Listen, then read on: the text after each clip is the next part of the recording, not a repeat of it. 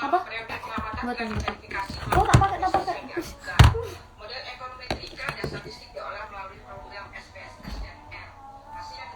Ki, ya apa ya cara menambahkan teman? Ya cara ngejak wong live ya apa? Sampai keigian sampai bingung. Halo, assalamualaikum. Kalian gak kangen aku tarik? Cara menambahkan orang ben live berdua ngono ya apa sih? Suwe gak igian aku.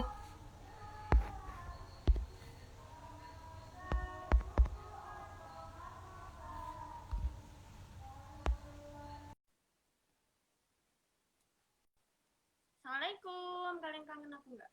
Enggak apa-apa. enggak apa-apa.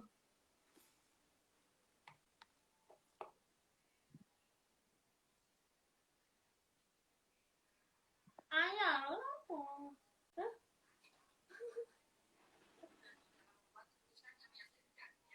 Apa?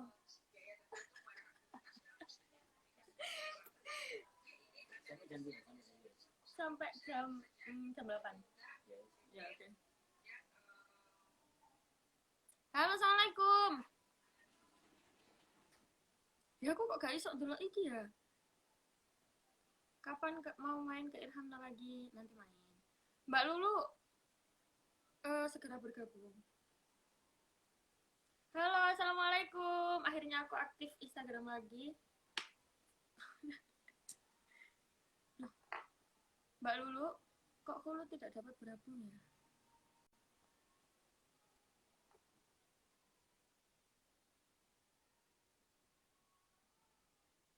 Halo, Halo.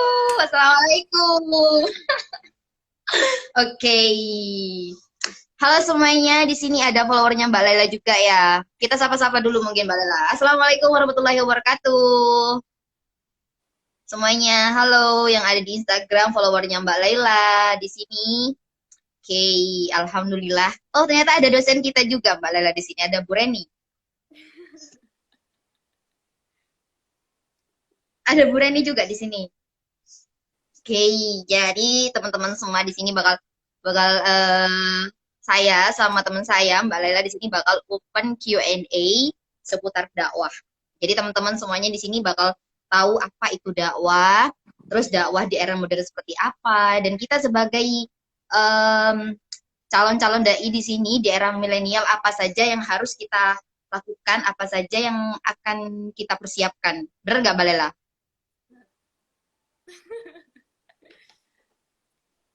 Mbak Laila, suara saya jelas ya? Jelas. Suaraku jelas kan? Jelas-jelas kok. Aku takut tiba-tiba lampu mati kok. Oke. Halo 36 penonton. Kalian Masya Allah banyak ya Mbak Lela. enggak. Penontonnya banyak, Masya Allah. Oke, itu ada Ibu Reni, ada Vivi, ada Mas Las As, Suaranya Mbak Laila. Nural, Solihab. Aku cari handset dulu. Oke, di sini. Oke. Jadi gini ya teman-teman, memang kita kendalanya kalau ke jarak jauh karena memang memanfaatkan media yang ada.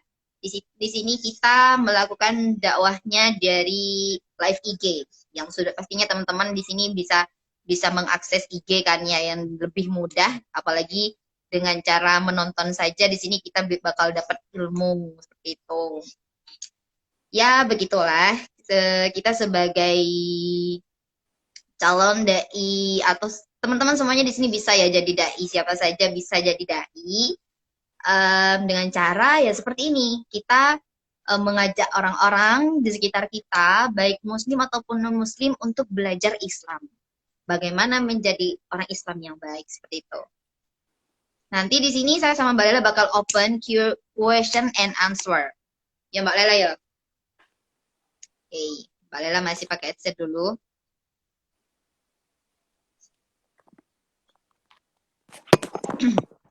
Halo, dengar nggak suaraku? Jelas nggak? Kedengaran, kedengaran. Insyaallah, alhamdulillah kedengaran. Oke. Gini Mbak Lela, sekarang biar teman-teman di sini semuanya tahu ya. Menurut kita semua nih, jadi aku sama Mbak Lela di sini bakal jawab bakal open Q&A. Oh ya, di sini banyak yang request lagu loh, Mbak. Nah, iya soalnya itu kan aku udah lama nggak aktif Iya. Instagram, terus tiba-tiba aktif. Mm-mm. Ya, di sini aku sama Mbak Lela. Enak ini pakai aku ya, biar kita lebih dekat mungkin. Ah, ah, ah. Aku sama Mbak Lela bakal open question and answer seputar dakwah. Jadi teman-teman di sini boleh tanya jawab nih. Tanya-tanya di sini biar kita jawab gitu. Mbak Iya. Lela, Terus gini, kira-kira menurut penonton tersendiri, dakwah itu yang bagaimana sih? Apa dakwah itu harus yang Assalamualaikum atau dakwah itu benar banget. Ya, jadi teman-teman padahal di sini kalian bebas untuk berpendapat loh ya di kolom komentar di sini, tambahkan komentar kalian tentang apa itu dakwah. padahal kita nyuruh orang makan sambil duduk aja itu udah dakwah. Benar banget. Terus barusan sore tadi aku ngobrol-ngobrol kan sama ayahku sambil lihat-lihat artikel. Ternyata yang menjadi pro kontra anak zaman sekarang berdakwah itu di kalangan para kiai ya. Itu yang pertama, itu perempuan yang berdakwah itu tidak boleh. Ada yang berpendapat seperti itu karena suara itu aurat. Oke, Yang ini pertama. bisa jadi bahas kita ya, topik pembahasan kita nih kali ini. Kita sebagai perempuan di sini bagaimana menanggapi tentang dakwah, kalau yang dakwah itu seorang perempuan. Berarti ya Mbak Lela ya? Itu yang pertama. Permasalahan yang pertama. Ya, permasalahan yang kedua itu ada kiai yang berpendapat bahwa dakwah seperti yang saya lakukan, misalnya aku ya, seperti yang aku lakukan kayak ceramah gini. Aku kalau ngisi acara itu biasanya nggak pernah terlalu yang serius membahas apa gitu. Soalnya kan Madau kita kan udah tua-tua juga ya. Jadi mau nggak mau kita harus asik ngobrolnya, harus sambil ngejokes gitu kan ya. Harus menyesuaikan sama matmunya ya Mbak Lela ya. Dan itu ada kiai yang berpendapat bahwa itu nggak boleh, katanya mengurangi barokah ngaji. Gini, ngaji kok ngono, ngaji kok guyu wae gitu loh. Itu permasalahan yang kedua. Mungkin saya menarik, saya mungkin akan membahas ini setelah ini. Dua permasalahan itu ya, habis ini akan kita jabarkan. Berhubungan dengan dakwah masa kini juga ya.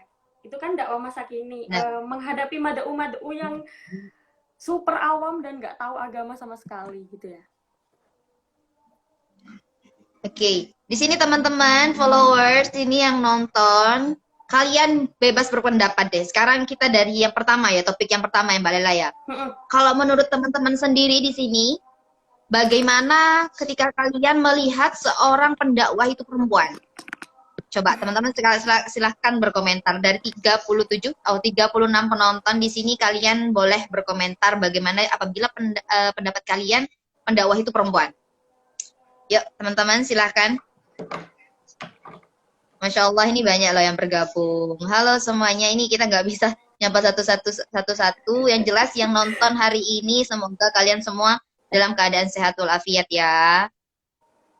Dilindungi dari mara bahaya, bala. Aku mau cerita pengalaman ya Mbak Lu. Mbak Lu, aku mau cerita pengalaman. Oke, silakan. Suaraku jelas nggak sih? Jelas kok, jelas. Jadi waktu itu pernah ya ngisi acara di suatu tempat, ada dua pembicara. Pembicara yang pertama itu aku, pembicara yang kedua itu tokoh masyarakat, kiai yang udah. Ini ada komentar. Apa tuh? Ada yang komen nih, Masya Allah, ini siapa ini? Dari Mas Solihah Harun. Oke, ini Mbak Lela membaca tak? Silakan Mbak Lela. Kalau ngaji nggak diselingi guyon, saya rasa jadi kaku dan ngantuk asal guyonnya nggak keluar dari jalur syariah. Kira-kira gitu ya nggak Ning? Ya, nggak apa-apa sih, kan banyak juga toh. Tapi kalau cantik, sedih, takut. Ya nggak apa-apa sih, kan banyak juga toh. Tapi kalau cantik sedih, takut dibilang cantik.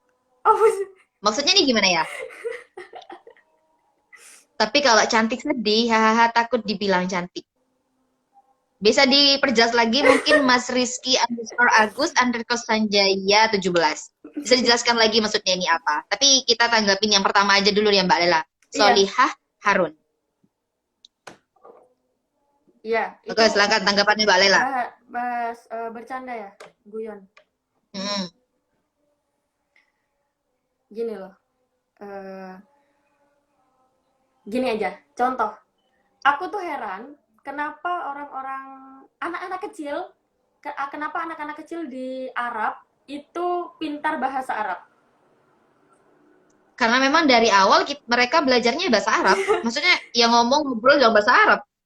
Karena ngobrolnya juga dalam bahasa Arab, jadi dakwahnya juga dalam bahasa Arab. Seperti yang kiai-kiai yang misalnya nggak mau guyon, biasanya kan pakai bahasa Arab. Ini tuh dalilnya seperti ini, itu pakai bahasa Arab. Padahal dakwah seperti itu cocoknya di Arab karena memakai bahasa Arab. Kalau madaunya orang Jawa, kalau madaunya orang Indonesia, jadi kita cocoknya pakai cara Indonesia. Dulu nama-nama hari itu apa ya? Sumo, Hanggoro, Puspo, Baswati, Sukro, Tumpak. Oh iya, saya nggak tahu itu. Iya, saya nggak tahu tentang itu. Pokoknya bahasa-bahasa kayak gitu dulu. Nah, para ulama, para wali songo ini mengatakan bahwa dalam nama-nama hari ini ada penyembahan, ada unsur penyembahan dari bangsa langit, maksudnya penyembahan langit-langit bintang seperti itu. Oh iya iya. Akhirnya, itu biasanya agama Hindu apa Buddha ya? Buddha kayaknya. Nggak tahu deh. Buddha mungkin. Kurang tahu. Pokoknya antara agama Hindu dan Buddha. Di sini kita tidak boleh memojokkan agama ya. Enggak ya. Bicara tentang dakwah ya kan. Dulu kan nama-nama itu kan ada unsur penyembahan ke benda langit. Akhirnya dakwahnya Wali Songo itu merubah hari tadi dengan bahasa Arab. Jadi Al-Isnen, Sulasa, gitu kan, Al-Arbi'a. Nah, berhubung madaunya orang Jawa, jadi Wali Songo itu menyocokkan lidahnya orang Jawa. Al-Isnen jadi Senin, bener. Selasa jadi Selasa. Akhirnya menyocokkan orang Jawa. Akhirnya seantero Nusantara semuanya pakai hari-hari yang dibikin oleh Wali Songo itu. Dakwahnya nggak maksa dan nggak kudu terstruktur. Ini hadisnya seperti ini hadisnya seperti ini. Enggak, mereka cuma dakwahnya dengan lembut. Ini loh harinya seperti ini. BNK angel-angel gini ya. Padahal itu kan dari bahasa Arab yang dikemas menjadi bahasa logat Jawa gitu ya. Jadi ya, dakwahnya itu maksud dari yang disampaikan Mbak Lela ya tadi tentang guyon. Jadi kalau semuanya kita nggak guyon, yang katanya masnya tadi disebut itu bakal kaku, itu kita nggak bakalan terbiasa.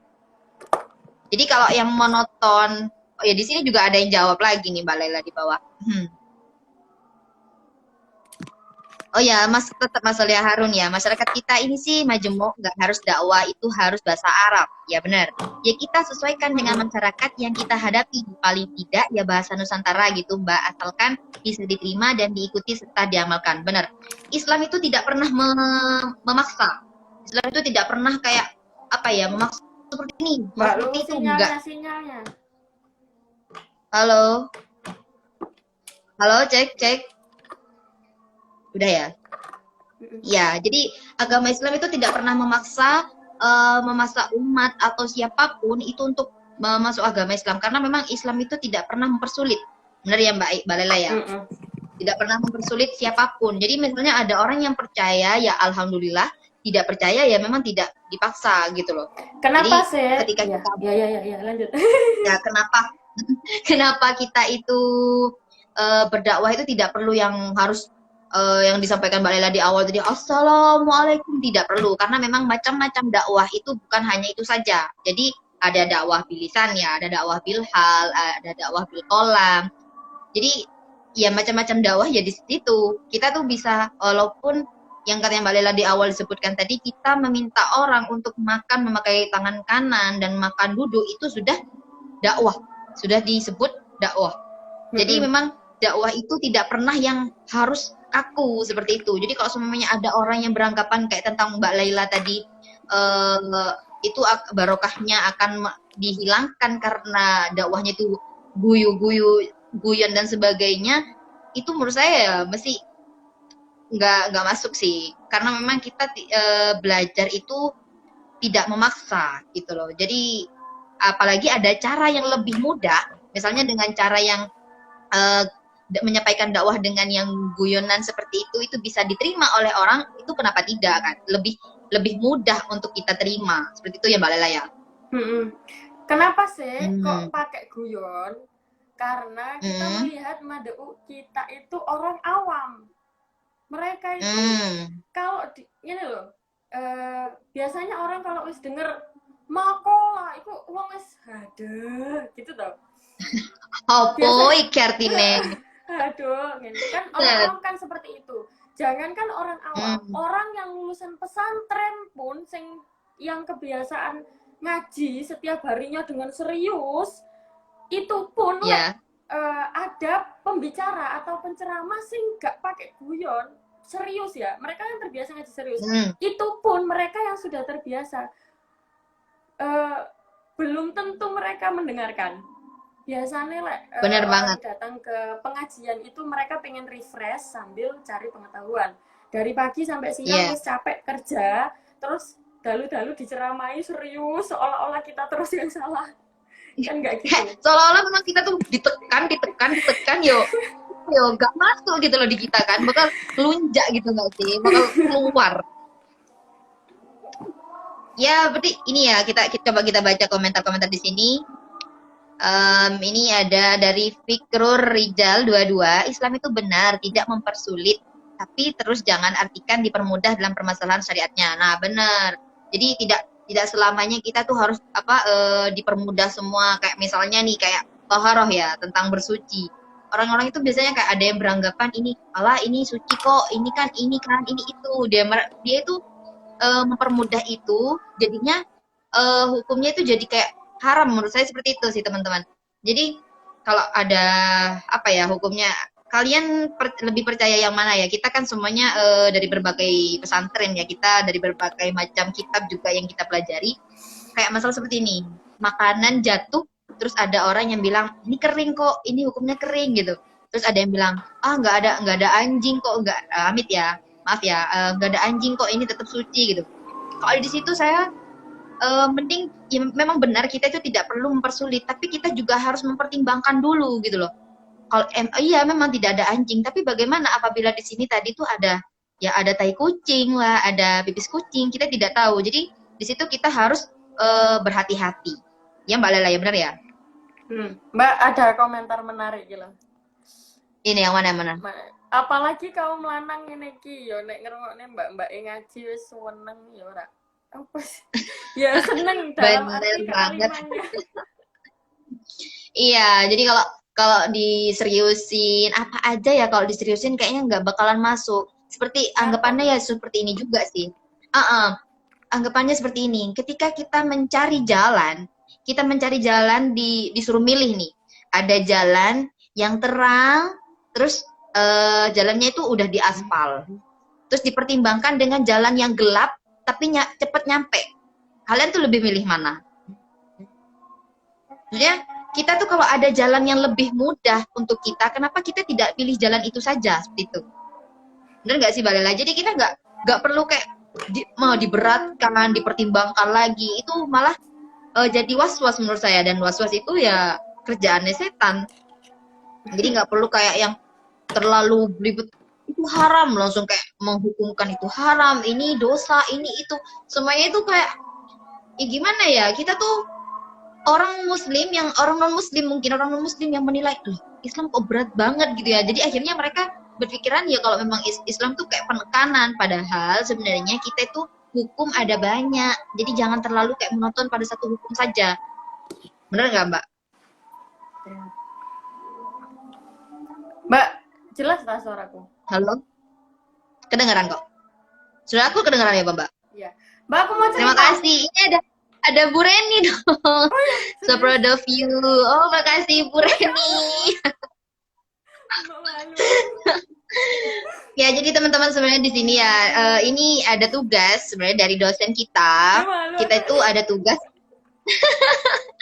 kita tuh ada tugas dari mata kuliah media, dakwah dan teknologi. Jadi kita itu menggunakan media yang ada, teknologi yang ada untuk menyampaikan dakwah. Seperti itu dengan salah satunya media sosial di sini IG di Instagram. Seperti itu ya Mbak Lela ya. Terima kasih Bu Reni. Iya. Mbak, aku mau lanjutin ceritaku yang tadi. Iya, lanjut Mbak. Kan abis itu ya, jadi pembicara. Aku pembicara pertama, pembicara kedua ini tokoh masyarakat, kiai yang ya ilmunya udah, Masya Allah, Sudah tinggi gitu ya. anggap alim lah. Setelah aku kan biasanya aku pembicara itu guyon, saking kalau madaunya ini tadi seru gitu loh Mbak. Biasanya responnya seru, terus aku tuh semakin menjadi-jadi dan nggak mau berhenti berbicara. Iya, emang kita kalau udah nyaman ya gitu kan ya. Ya, Kalau akhirnya kita udah nyaman, kenapa kita harus apa ya namanya? Menghentikan gitu kan. ya akhirnya itu kan ya. Lanjut. Terus guyonan. Setelah itu apa tuh ya? Ini azan, Mbak Lela, bentar. Di sini azan. Oke, nggak ada. Sambil nunggu azan ya, aku mau ambil headset bentar.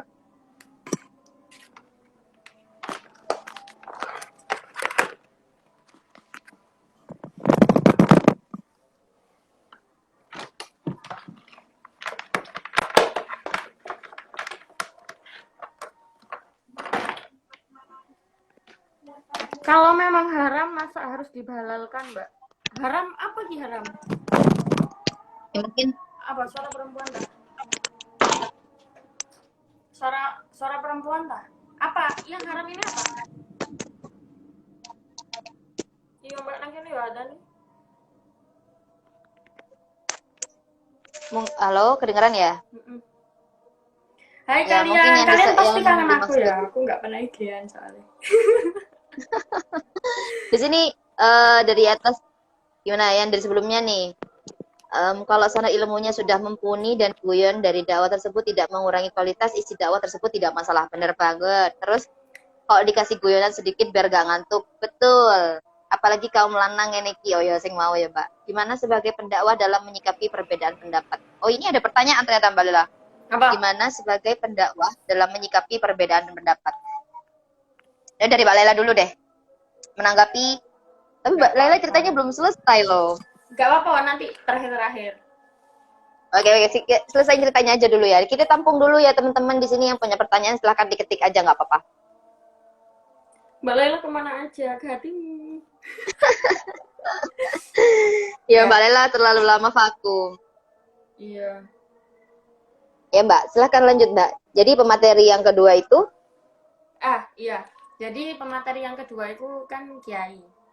Yang pertama aku. Setelah aku tutup, Wassalamualaikum warahmatullahi wabarakatuh, turunlah aku dari panggung, pembicara kedua naik. Sing serius mau? Iya, langsung bilang, Assalamualaikum warahmatullahi wabarakatuh. Suara perempuan itu aurat. Wih, jadi langsung ngejudge pengen waktu itu ya Mbak? Iya, walaupun beliau nggak nyebut namaku ya, tapi Yang jelas yo. Suara perempuan itu aurat. Terus apalagi guyonan di dalam forum ngaji. Majelis. Itu nggak boleh. Itu. Loh. Mbak, aku posisi pembicara pertama dan aku belum pulang dan aku denger semua itu. Ya gimana ya, jelas banget lah Mbak. Ya siapa pasti gitu. Pasti Mbak Lela kan yang dimaksud di situ. Akhirnya aku berapa, waduh ya apa ini. Waduh, saya ngomong juga kan itu Mbak, kiai juga, tokoh masyarakat juga, orang berilmu juga. Yang ngomong kan orang yang berilmu juga. Ya akhirnya ya aku, waduh ya apa ki, bingung ya kan. Akhirnya Hmm. Chat lah aku ke ayah. Ayah, suara perempuan aurat. Aku cuma chat kayak gitu. Ayahku Hmm. balasnya kayak gini. Tenang, tenang.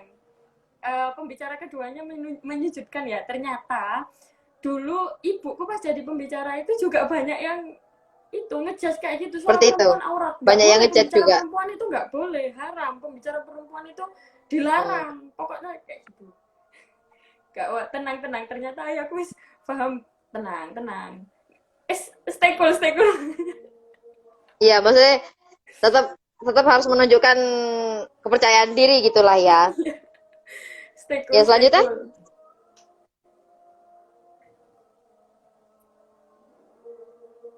Halo, halo, sinyal sinyal sinyal sampean.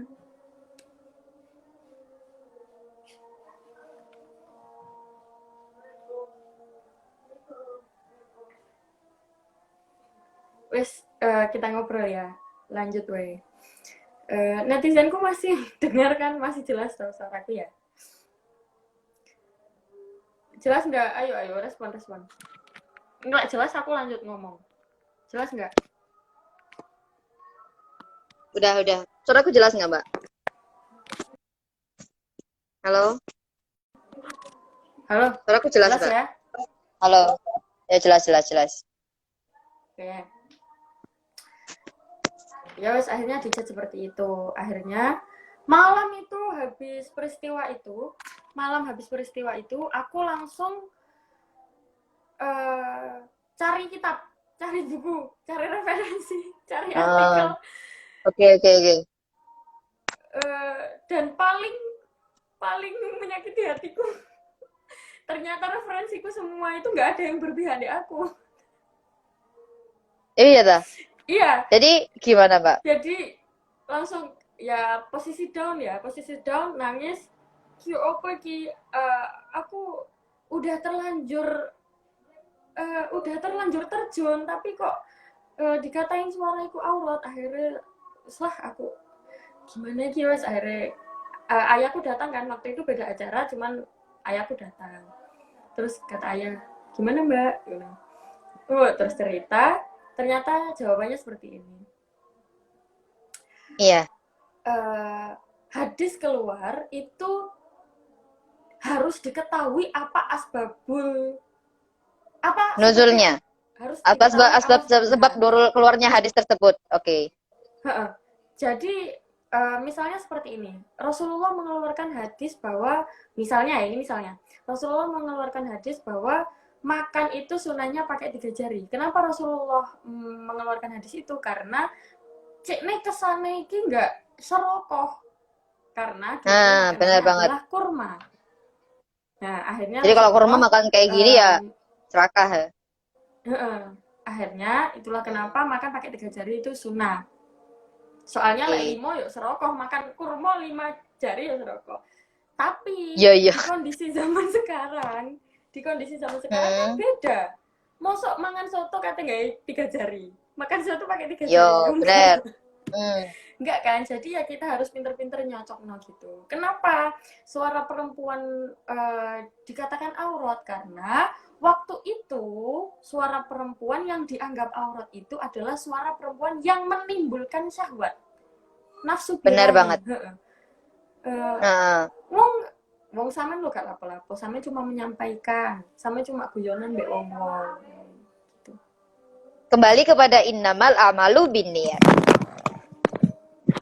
Niat kita ya mau menyampaikan gitu, dan yang disampaikan kita ya bukan niat-niat yang buruk gitu kan. Ya sebenarnya seperti yang pernah disampaikan Mbak Lela sih, sebenarnya ini ya, tetap aku yang sampai sekarang. Kenapa alat musik itu bisa dibilang haram, ya kan? Iya, jadi alat musik itu bisa dibilang haram apabila kita menggunakannya untuk yang tidak baik. Tidak baik. Jadi kalau misalnya kita menggunakan musik untuk sholawatan, masa itu haram? Ya kan? Jadi tergantung kayak pisau juga ya Mbak Lela ya. Pisau ya. Aku tuh ingat banget Mbak Lela pernah di kelas tuh menyampaikan pisau. Jadi Wah, di pisau kelas itu yang menyampaikan. biasanya kita menyampaikan. Ibarat waktu itu emang lagi tanya jawab kan ya Mbak Lela ya. Jadi waktu itu Rame. emang kita lagi bahas-bahas tentang alat musik ya Kak. Kalau seumpamanya kita lihat pisau. Kalau pisau kita itu yang biasanya kita gunakan buat memotong makanan, buat motong buah, sayur dan sebagainya, dan tiba-tiba pisau itu dipakai untuk membunuh orang, jadi hukumnya pisau itu haram.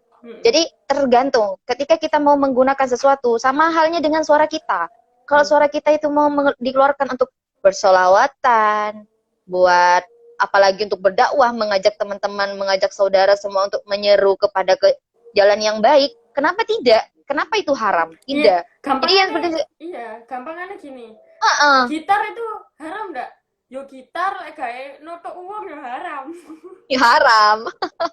Jadi kalau ada orang yang sakit gara-gara haram, maaf, gara-gara si gitar tadi, ya jelas gitarnya itu jadi haram. Jadi teman-teman semuanya yang di sini tergantung kita. Tergantung kita menggunakan, anggaplah alat ya. Anggaplah alat itu kita mau digunakan untuk apa. Seperti itu. Jangankan gitar. Kalian tahu batu. Batu itu apabila kita buat untuk berzina, batu itu jadi haram. Paham ya Mbak Lela ya? Berzina sama batu. Teman-teman di sini pasti. Iya, pasti ada Mbak. Oh iya. Oh iya. Iya, ada. Orang-orang yang melakukan hal seperti itu kayak maaf mungkin teman-teman kayak onani gitu. Itu Bagaimana pakai Kak ada yang sikapnya pakai kita batu. menghadapi curhatan seorang perempuan? Ini yang tanya laki-laki ya? Aduh. Ini yang tanya kayaknya laki-laki. Iya, ketawa dia. Gimana nih Mbak Lela? Kita Gini, mau lanjut bahas yang itu tadi apa mau tanya jawab, tanya jawab. terserah, terserah aja. Oke, kita lanjut di pertanyaan aja mungkin ya. Ini pertanyaan sudah mulai numpuk, Mbak.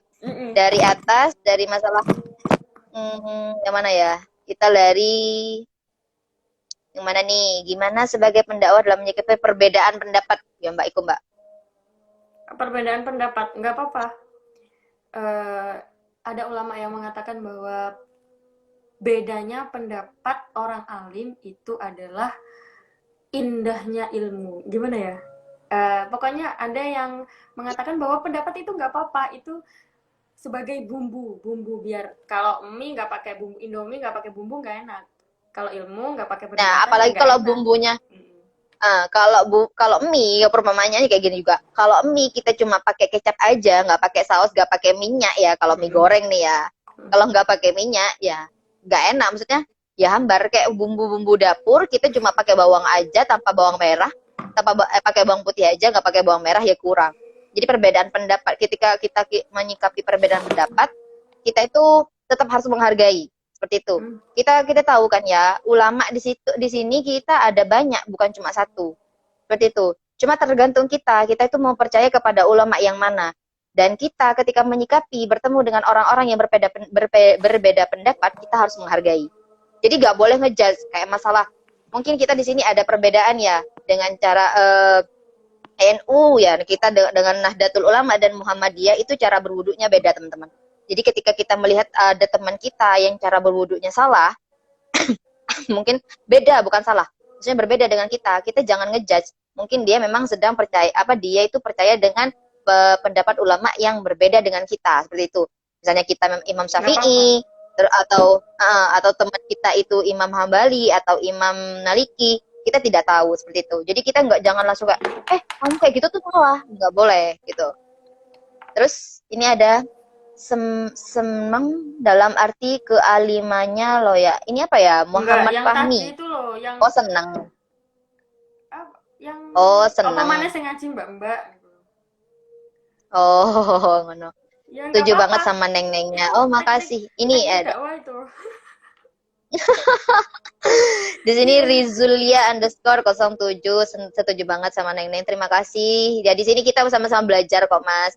Ya ini Bu Reni, ini ada teman saya, salut terima kasih Mbak Faid. Boa keren.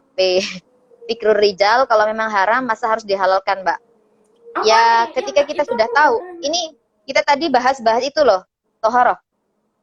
Kita pas tadi bahas toharoh itu, Mbak.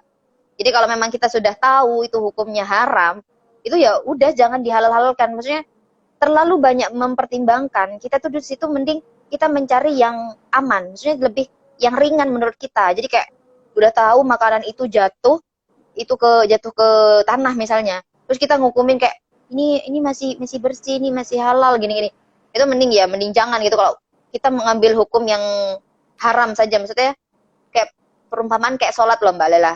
Pernah tahu nggak Mbak Lela ajaran seperti ini? Apabila kita dalam sholat, kita meragukan hitungan sholat kita ragu. Ini aku udah sholat di ke rakaat berapa ya? Rakaat kedua apa rakaat ketiga? Itu aku pernah dengar juga, itu mending kita percaya kepada rukun yang lebih sedikit. Jadi kita itu menambah gitu loh. Pernah dengar nggak Mbak Lela? Enggak. Jadi misalnya kita dalam sholat, kita pernah dengar sih aku gini, kita kalau dalam sholat, ya misalnya ragu nih ya, kita ragu. Sebenarnya dalam sholat nggak boleh sih ragu-ragu seperti itu. Jadi misalnya kita, ini aku 2 apa 3 ya gitu. Nah kita nggak boleh ngambil hitungan yang lebih banyak, tapi lebih memilih pada hitungan yang kedua lebih sedikit. Itu misalnya, aku udah dapat 2 apa 3 ya, oh 2 deh kayaknya. Jadi kita lebih milih yang 2. Jadi kita kan menambah 2 rakaat. Kalau kita mengikuti rakaat yang ketiga misalnya, oh ya aku udah rakaat ketiga, berarti dia tuh nambah 1 rakaat lagi buat sholat. Jadi nggak, khawatirnya juga nanti dia cuma 2 rakaat, ternyata dia mempersepsikan sendiri udah 3. Paham nggak Mbak Lela? Iya, paham. Jadi kita ngambil hitungannya itu yang lebih sedikit gitu. Terus kalau dari Gus Baha, santri iso guyon ki barang yo mewah mengganggu Ayo, paham nggak? mengganggu Orang santri Madura guyon nih. adalah yo apa? Kalau dari Gus Baha, santri iso guyon ki Ayo. barang yang mewah. Oh alah, yo. Jadi kalau santri itu bisa guyon, itu adalah barang yang mewah. Ya benar nggak sih? Mengganggu santri guyon adalah haram. Oh ya. Jadi kalau ganggu santri yang lagi guyon itu haram. Benar. Ya setuju. Ya memang Gus Baha itu Guyonan tapi cara dakwahnya memang seperti itu kan ya. Mbak Lela kemana aja tuh, Mbak Lela dicariin. Enggak, terkait mbaknya tadi ngomong, jangan sedikit-sedikit haram. Terus pertanyaannya, kalau memang hukumnya halal, haram, masa langsung kita berani menghalalkan? Mending kalau menurut saya ya, kayak kalau masalah makanan gitu, kita mending hati-hati aja. Karena kalau makanan itu, kita sudah ngerti itu, udah jatuh, udah sebagainya, udah kayak kejatuhan najis gitu, kita mending dibuang saja. Bukan kita niat mau mubazir, bukan, tapi lebih berhati-hati. Karena makanan itu kalau udah masuk ke dalam tubuh kita, menjadi darah daging dalam tubuh kita. Gitu. Jadi kalau masalah makanan nih kan tadi yang toharoh yang saya sebutkan itu tentang makanan gitu kan. Wes, Ya, pokoknya ini ini semua Reza masalah NR gak Kak usah jelas. digawe ribet ngono lho. Wes gak usah. Oh ini hukumnya wes gak usah digawe ribet. Kalau misalnya kita nggak tahu ya wes belajar. Like, misalnya kita salah ya dibenarkan. Wes gak usah digawe ribet. Wah, aku haram. Wah, haram. Ribet ngono lho.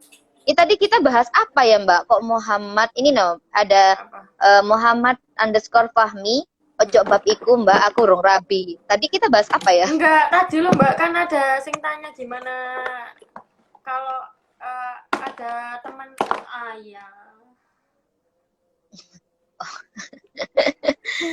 Curhatan dengan perempuan itu. Iya, perempuan. Kalau kalau kalau perempuannya sudah punya pasangan ya, kalau curhat ke kamu, mbok ringekno, terus mbok usik, kamu yang salah. Nah, benar. Kita kalau sudah sebenarnya kalau seorang orang itu udah punya pasangan, mending kita jangan ngambil jalan gitu loh, maaf Iya, gak sih Mbak? Maksudnya jangan iya, maksudnya kadang kalau kita ngasih gak usah. jadi kayak kalau memang dia itu curhat sama masnya nih, berarti dia itu memang sedang mencari kenyamanan, maksudnya mencari sandaran. Ketika sampean itu sudah nyaman sama orang tersebut, nanti akan timbul fitnah. Jadi ya kita kan lebih menghindari fitnah. Iya, kamu sebagai laki-laki ya, terus gini, iki ono wedok lagi ya nek masalah sama pasangannya, kok awakmu sebagai laki-laki sekene curhat nang aku, awakmu sing salah, wis fix awakmu sing salah. Nah, benar.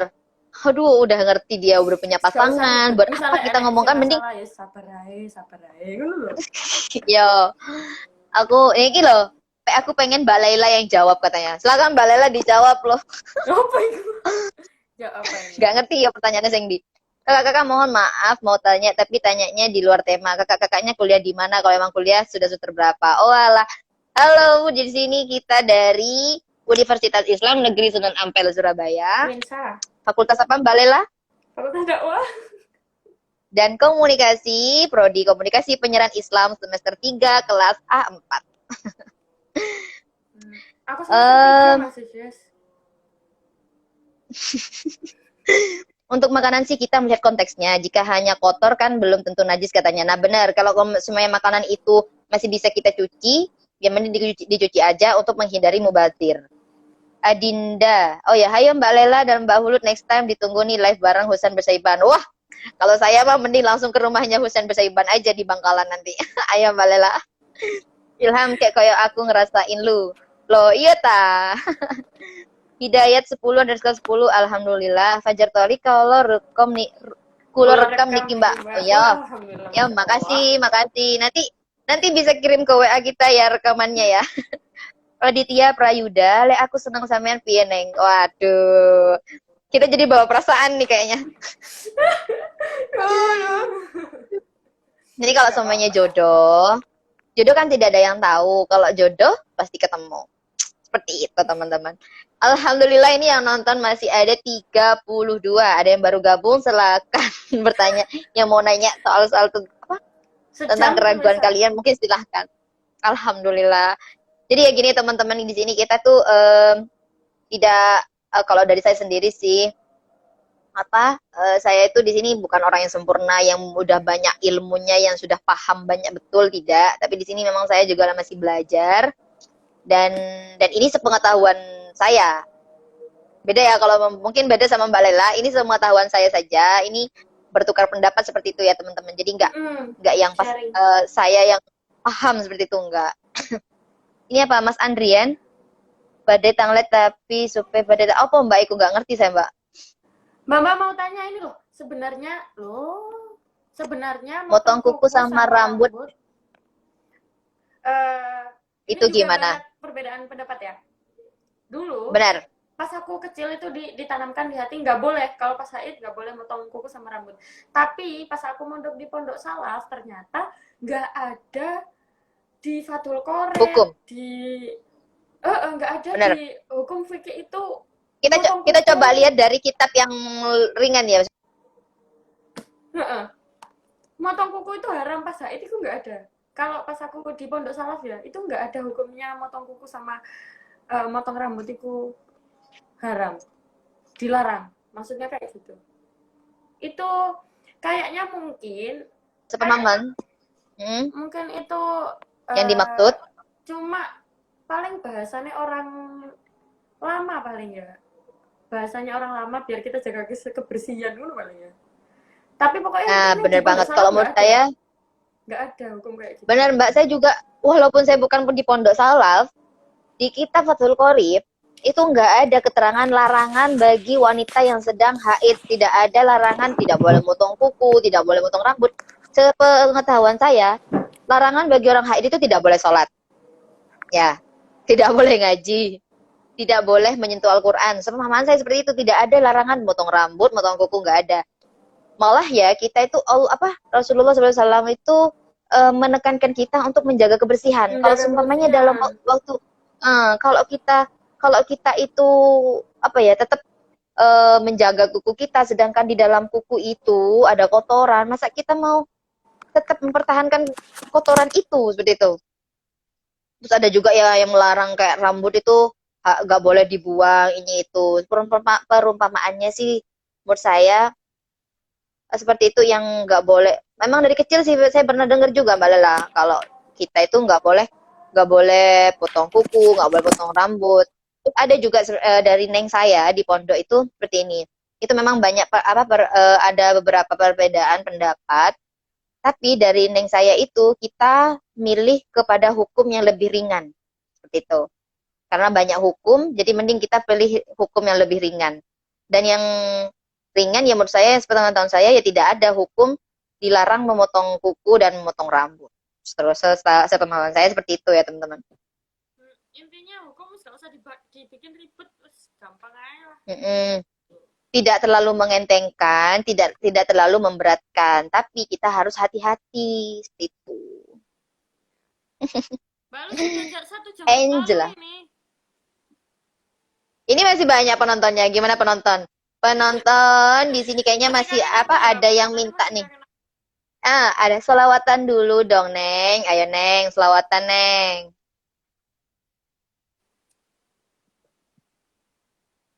Oh ya, ini kenapa kalau di makanan memilih hukum yang lebih berhati-hati? Seperti yang saya jelaskan tadi, karena makanan itu bakal Nggak masuk ke boleh. dalam badan kita dan menjadi darah daging kita. Menurut saya seperti itu. Menurut Mbak Lela gimana? Iya. Berarti intinya pripun ya Mbak? Boleh ya boleh. Haid memotong kuku boleh. Eh, haid potong rambut boleh. Boleh. Karena kita kan niatnya kita menjaga kebersihan. Kalau kita percaya seperti itu yang tidak ada hukumnya, kita lah syirik namanya teman-teman. Ya bukan mau ngejat seperti itu sih. Kita tuh jangan terlalu percaya yang eh ini itu dan gak ada hukumnya itu apa lebih kayak syirik kita kan ya gimana ya ngerti aduh HP-nya gatel guys. Lebih ke syirik dong nanti kalau kita percaya yang tidak ada hukumnya gitu loh. Guys, Aduh kalian Allah masih mau Muhammad. lanjut ayo. Ini udah 1 jam loh. Balela sibuk ya. Saya juga oke Aku habis ini asal aku teman-teman tahu nggak saya habis juga ini sih. juga kangen Balela. Aku habis ini mau ada acara. Oh alah. Oke ini ada teman-teman yang minta Balela selawat. Ayo Balela selawat satu aja Balela. Nah, salawatan. Masya Allah. Ya Allah. Allahumma salli ala على sayyidina. سيدنا محمد طب القلوب ودوائها وعافية الأبدان وشفائها ونور الأبصار Abasari. Iya, iya. وضيائها وعلى آله وصحبه Wasahbihi wasallim. Ini ada request dari Mas Andrian. Wala طالما ma'ashku.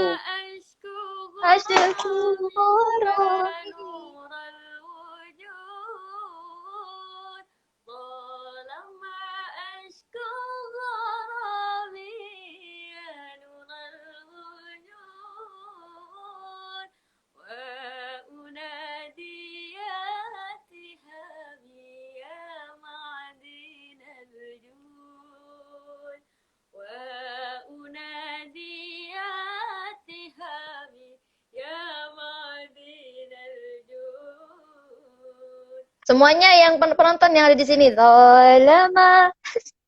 Kalau saya di sini masih belajar teman-teman. Di sini anggapannya di sini saya di sini muridnya Mbak Laila. Enggak bohong-bohong. Ya, seperti itu ya teman-teman. Oke, ini ada yang bilang Mbak Laila sering-sering gini ya, Kak. Pasti. Ya Allah, ada yang request Wanili, Mbak. Wanili, suwaya, suwaya, Wanili. Aku nggak pede teman-teman kalau masalah suara seperti itu. Oke, terima kasih buat teman-teman yang sudah nonton live kita. Terima kasih kalian sudah mensukseskan tugas kami. Oh ya, nanti kalian bisa nunggu tugasnya Mbak Laila apa. Di sini ini tugas saya. Mbak Laila menemani tugas saya di sini. Ya, terima kasih buat teman-teman semuanya yang sudah berpartisipasi. Semoga teman-teman yang ada di sini semuanya dalam keadaan sehat walafiat, rezeki lancar, usahanya semua disukseskan, dimudahkan. Yang belum dapat jodoh segera dapat jodoh, yang sedang sakit semoga diangkat segera penyakitnya. Ya, teman-teman doanya yang baik-baik semua buat teman-teman yang ada di sini. Kalau ada yang mau ditanyakan, silahkan DM IG kita. Kita terbuka lebar ya buat teman-teman. Ya, Bu. Terima kasih buat Ibu Reni yang sudah stay dari awal sampai saat ini. Terima kasih buat teman-teman semuanya.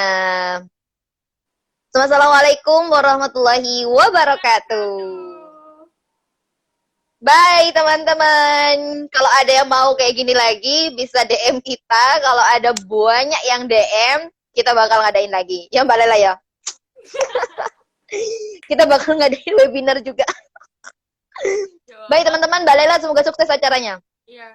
Mbak Lela pernah ke Mbak Lela Trenggalek? sukses. Pernah aku ke Trenggalek, acara di Trenggalek 3 kali kalau nggak salah. Udah ya guys, dadah. Bye. Muah, muah, muah. Mbak Lela di-save dulu ya. Loh, Ojo dibuang. Gimana nge-save lagi? Jadi kali Mbak Lela keluar, ini ntar disimpan, jangan dibuang. Nanti aku filenya ambil. Oh iya, saya coba ya. Oke, Mas Disilang, Andrian Mbak, bikin disilang. konten selawat. Disilang.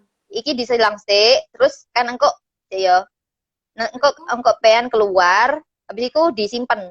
Aku selama gak igian bingung apa. Ojo sampai lali, ojo sampai metu Mbak ya opung kok iki fileku. Ya apa ya? Disilang ya, bismillahirrahmanirrahim. Keluar, disilang terus simpan. Bismillahirrahmanirrahim. Yuk.